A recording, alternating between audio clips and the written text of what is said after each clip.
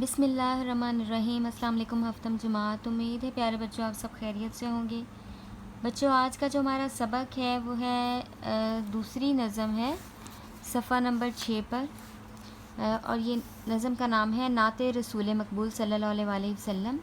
بچوں جیسے کہ اللہ تعالیٰ کی تعریف بیان کرنے کے لیے ہم حمد کا سہارا لیتے ہیں، تو نبی پاک صلی اللہ علیہ وسلم کی تعریف بیان کرنے کو نعت کہتے ہیں۔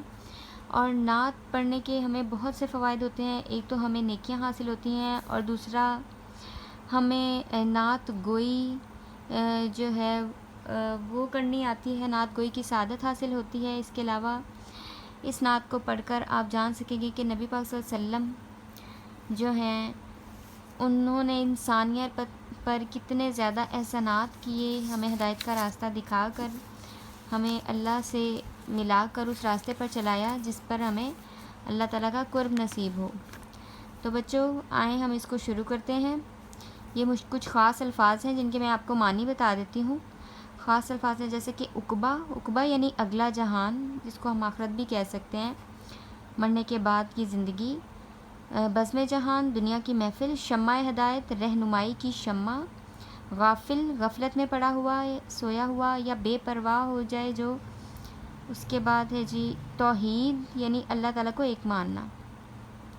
پہلا شعر ہے نعت اس نبی کی جس نے پیغام حق سنایا، پیغام حق سچا پیغام یا اللہ تعالیٰ کا پیغام، انسانیت کا رستہ انسان کو دکھایا۔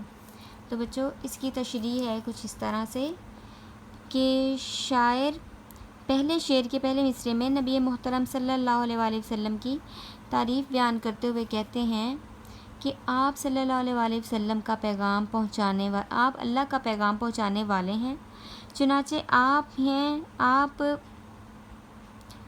ہی قابل تعریف۔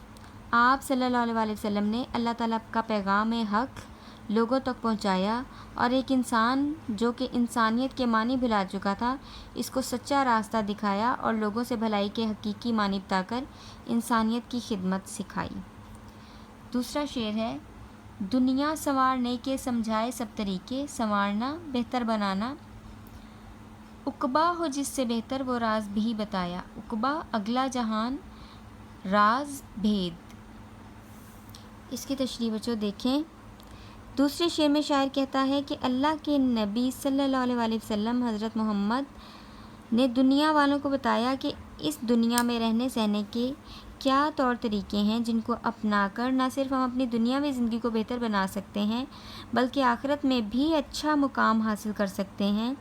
آپ صلی اللہ علیہ وسلم نے تمام رازوں سے پردہ اٹھاتے ہوئے ہمیں تقویٰ حاصل کرنے کی تلقین کی تاکہ دنیا و آخرت میں ہم عزت حاصل کر سکیں۔